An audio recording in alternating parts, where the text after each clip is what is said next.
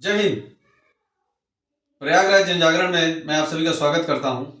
और जैसा कि आप देखते हैं कि नित्य नए और दिन प्रतिदिन डे बाय डे मैं आपको नई जगह नई चीज दिखाता हूं, नए लोगों के साथ होता हूं।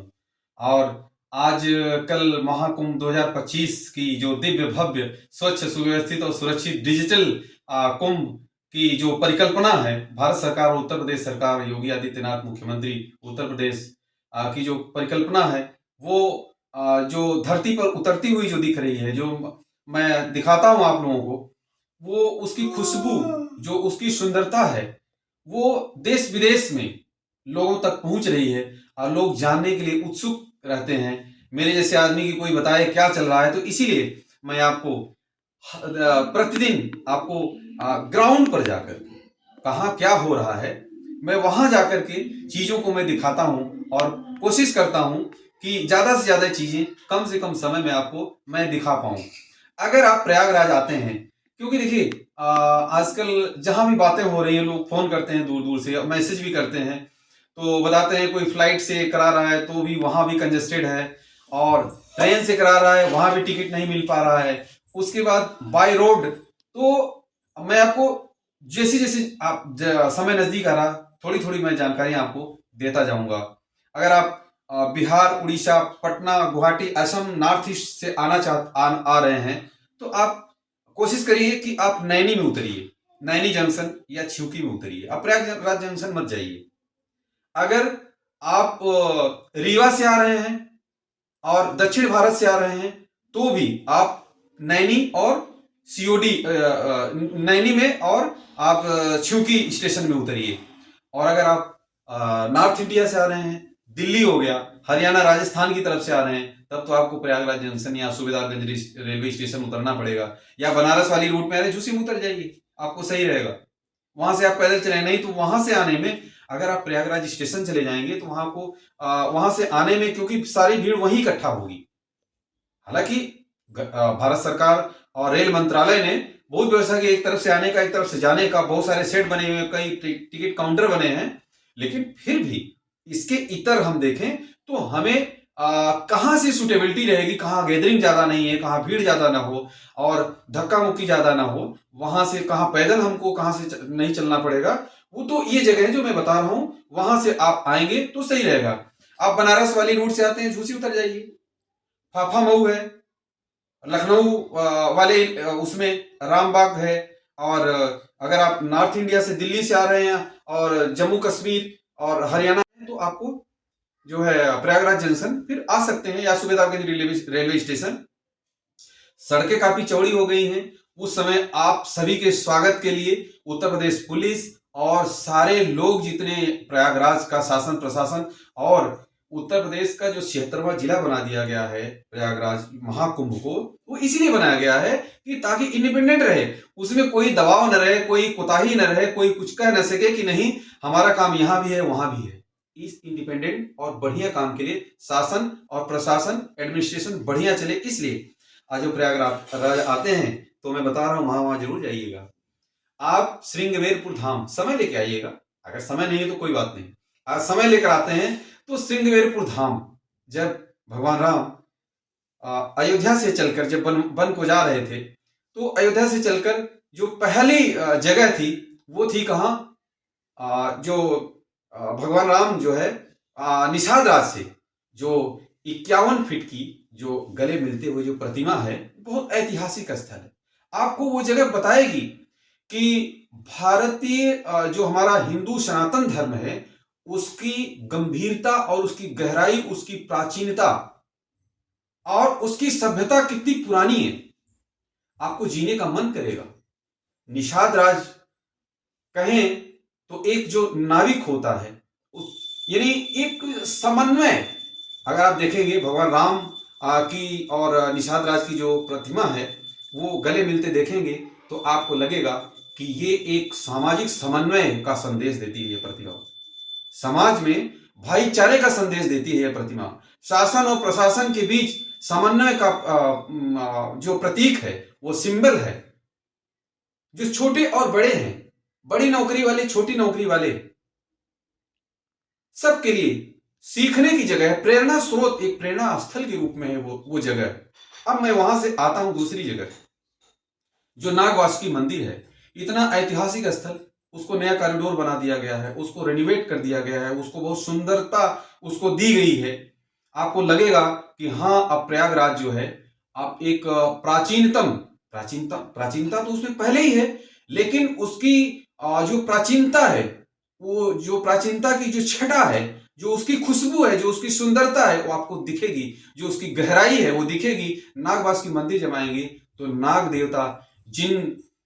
देवता को रस्सी बनाकर जो देव और दानव जो है समुद्र में मंथन कर रहे थे, तो वो प्रतिमा है। और भीष्म पितामह की प्रतिमा, सैया पर लेटे हुए भीष्म पितामह की प्रतिमा है। और सामने ही माँ गंगा का दर्शन होगा, माँ गंगा की लहरें आपको देखने को मिलेगी। और जो सड़कें हैं वहां, चौड़ी चौड़ी सड़कें मिलेंगी आपको, देखेंगे। और किनारे किनारे आपको दुकानें मिलेंगी।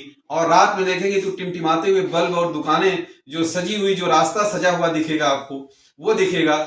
चलिए, मैं आप ज्यादा समय नहीं लेते, मैं आपको आगे बताता हूं कि वहां से जब आगे चलेंगे तो आपको प्राचीन ब्रह्मा जी का मंदिर मिलेगा। दशाश्वमेध घाट उसी के सामने है। वो दशाश्वमेध घाट और वो प्राचीन ब्रह्मा जी का मंदिर, जहां शिवलिंग की स्थापना भगवान ब्रह्मा ने स्वयं किया था। जिसको कि मैंने पहले भी बताया था आपको कि जो मुगल आक्रांता शाहजहां था, उसने जो है, जिस शिवलिंग पर आप देखेंगे, अंदर जाएंगे मंदिर पर तो आपको दिखेगा कि जहां उसने प्रहार किया था, उसको तोड़ने की कोशिश किया था, उसने जो, उसके मन में क्या था, आप उस पर नहीं जाऊंगा। उसके मन में यह था कि भारत की जो हिंदू संस्कृति है उसका सत्यानाश करना, उसको समाप्त करना। लेकिन ऐसी ऐसी शक्तियां, अद्भुत शक्तियां वो विद्यमान थी और आज भी हैं, जिन्हीं की वजह से ये अमूल चूल जो परिवर्तन हो रहा है वो आपको देखने को मिल रहा है। तो ब्रह्मा जी का जो मंदिर है, वहां आपको जो शिवलिंग दिखेगा तो उस पर चोट लगी हुई दिखेगी आपको।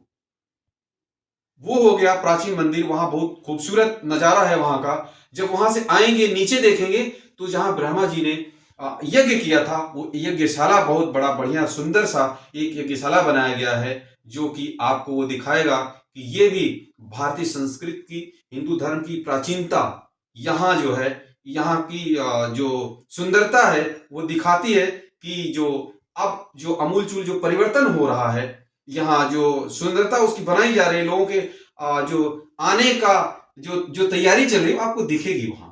बहुत सुंदर सा घाट है। अब मैं चलता हूं कहाँ, जो बंधवा के बड़े हनुमान जी हैं, तो बंधवा के जो बड़े हनुमान जी, उनका कॉरिडोर बन गया है, वहां आपको सुंदरता दिखेगी। वहां भगवान बजरंगबली का आप दर्शन कीजिए। उसके बाद आप जस्ट अंदर में जो किला बना हुआ है, किले के अंदर में अक्षयवट है। वो अक्षयवट जो एक ऐतिहासिक वृक्ष अक्षयवट है, वो सिर्फ बरगद का पेड़ नहीं है, वो अक्षयवट है भगवान ब्रह्मा विष्णु महेश की शक्ति की पुंज के रूप में यज्ञ के बाद उसे स्थापित किया गया था, उस वट वृक्ष के रूप में स्थापित किया गया था। तो वो, और वहां प्राचीन जो आपको मूर्तियां मिलेंगी, वो आपको भारत की जो हिंदू संस्कृति है उसकी जो प्राचीनता है उसकी एक झलक है, एक झांकी है, वो दिखेगी वहां। उसके बाद वही बगल में आपको नया घाट जो बन गया है, जहां प्रधानमंत्री मोदी जी आए थे उद्घाटन के दिन 13 दिसंबर 2025 को, तो 2024 को, माफ कीजिएगा, 13 दिसंबर 2024 को आए थे। तो जहां से उद्घाटन और उनका उद्बोधन हुआ था, महाकुंभ का शुरुआत किए थे, तो वो जगह है देखने लायक। उसके बाद आप जाएंगे जब अरेल में यमुना ब्रिज से जो डॉक्टर श्यामा प्रसाद मुखर्जी सेतु है, या अब आपको जाने के लिए बहुत सारे आप देखेंगे तो नाव ही नाव चलती है, आपको 5 मिनट में उस पार पहुंचा देंगी, इस पार से उस पार। परेशान होने की जरूरत नहीं है आपको, कहीं आपको ई रिक्शे में या इधर उधर जाने की जरूरत नहीं है, आपको नाव मिलेगी। नाव में कोई ज्यादा किराया नहीं, बिल्कुल सही एग्जैक्ट एक्यूरेट किराया तो नहीं बता सकता, लेकिन आपको मिनिमम आपको किराया देना है, किराया देना पड़ेगा। बहुत सारी नाव की व्यवस्था की गई है। तो वहां जाएंगे तो महर्षि वाल्मीकि की सामाजिक समन्वय, महर्षि वाल्मीकि की जो एक प्रेरित करती हुई प्रतिमा, एक प्राचीनता को दर्शाती हुई प्रतिमा आपको दिखेगी, बहुत बड़ी सी। उसी के बगल में शिवालय पार्क है, जो 12 ज्योतिर्लिंग है उनकी जो स्थापना की गई है वहां वो शिवालय पार्क आपको दिखेगा। उसके बाद जैसे आप आगे बढ़ेंगे तो अरैल घाट दिखेगा आपको, अरैल घाट की सुंदरता दिखेगी आपको। उसके बाद आपको दिखेगा टेंट सिटी, डोम सिटी आपको दिखेगी। उसके डीपीएस से पहले आपको दिखेगा सोमेश्वर मंदिर, बहुत प्राचीन और सोमेश्वर भगवान शिव का मंदिर है। और मैं बताऊं आपको कि महर्षि महेश योगी का मंदिर जो है बहुत पुराना। महर्षि महेश योगी बहुत सिद्ध पुरुष थे, और ऐसे सिद्ध पुरुष कहते हैं कि जो काम सरकार नहीं कर पाती है और जो शासन प्रशासन नहीं कर पाता, जो परिवर्तन शासन नहीं करता है, वो संत करते हैं। जिनके स्थापित किए हुए इंजीनियरिंग कॉलेज से लेकर डिग्री कॉलेज से लेकर बहुत सारे स्कूल यूनिवर्सिटी चल रही हैं, जिससे लाखों बच्चे पढ़ लिए और लाखों बच्चे पढ़ रहे हैं, लाखों बच्चों को रोजगार मिला है। और आज कहते हैं ना कि त्याग एक बड़ा शब्द है। त्याग का मतलब कोई घर त्याग देना, कपड़े त्याग देना, ये सब त्याग नहीं होता। त्याग होता है इच्छाओं का त्याग करना। तो ऐसे सिद्ध पुरुष जो महर्षि महेश योगी थे, उन्होंने अपनी इच्छाओं का त्याग किया था, जिसकी वजह से बहुत जब हम अपनी इच्छाओं का त्याग कर देते हैं ना, तो लोग हमसे प्यार करने लगते हैं। बाहर के बोलते हैं यार ये इससे किसी का मतलब नहीं है, किसी पार्टी का नहीं, किसी घर का नहीं, किसी समुदाय का, किसी अकेले का नहीं है, ये सबका है। तो जब आदमी सबका हो जाता है तो सब प्यार करने लगते हैं। तो इसीलिए ऐसे व्यक्तित्व जो यहाँ जो महर्षि महेश योगी जी थे, उनका बहुत बड़ा आश्रम है, उसको आप देखेंगे। और उसके बाद साधु संत जो अखाड़ा आए हुए हैं, बहुत सारे अखाड़े आपको उस समय स्थापित मिलेंगे। साधु संतों का दर्शन होगा। वो साधु संत जो आपको कभी नहीं दिखते हैं, जिनका किसी से लेना देना नहीं, जो किसी से हम तो बात करने जाते हैं तो हाथ जोड़ लेते हैं, वो बात भी नहीं करना चाहते हैं और न दिखना चाहते हैं। वो सिर्फ यही कहते हैं कि हम तो माँ गंगा की गोद में यहाँ जब तक महाकुंभ है और तब तक जो है हम यहाँ रहेंगे, उसके बाद हम फिर वापस अपनी जगह चले जाएंगे। तो ऐसे ऐसे जगह, ऐसे ऐसे जगहों का, ऐसे ऐसे महान व्यक्तित्वों का आपको दर्शन मिलेगा। तो जरूर आइए महाकुंभ। अब चलिए मैं आपको दिखाता हूँ कहाँ कहाँ आपको आज की नई जगह मैं कहाँ गया वो मैं आपको दिखाता हूँ। चलिए, थैंक यू। और एक चीज मत भूलिएगा, जो प्रयागराज जनजागरण मेरा चैनल है उसको सब्सक्राइब जरूर कर लीजिएगा, लाइक भी करिएगा। और मुझे इंतजार रहता है आप सभी का, एक एक कमेंट में पढ़ता हूं, तो कमेंट सेक्शन में अपनी राय जरूर दीजिएगा और मेरे चैनल को शेयर जरूर करिएगा। और क्या आपको और चीजें देखनी है वो जरूर बताइएगा। तो थैंक यू, जय हिंद। तो प्रयागराज जनजागरण पर आप देख पा रहे हैं ये महाकुंभ 2025 की सीधे तस्वीरें। ये जो है निषाद राज,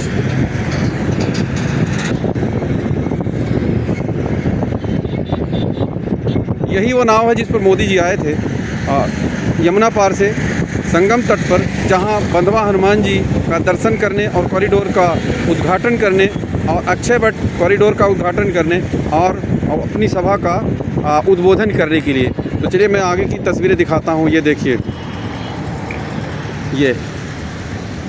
ये किस तरीके से 2025 की तैयारी हो रही है। और पूरा महाकुंभ नगरी जो है, जो 76वां जिला है उत्तर प्रदेश का, महाकुंभ को बनाया गया है क्योंकि इंडिपेंडेंट रहे, किसी प्रकार का खींचातानी ना हो प्रशासन और शासन में, और कोई काम करने का कोई बहाना ना हो किसी के पास, और पूरा काम सही से हो, तो सबकी जिम्मेदारियां तय हों।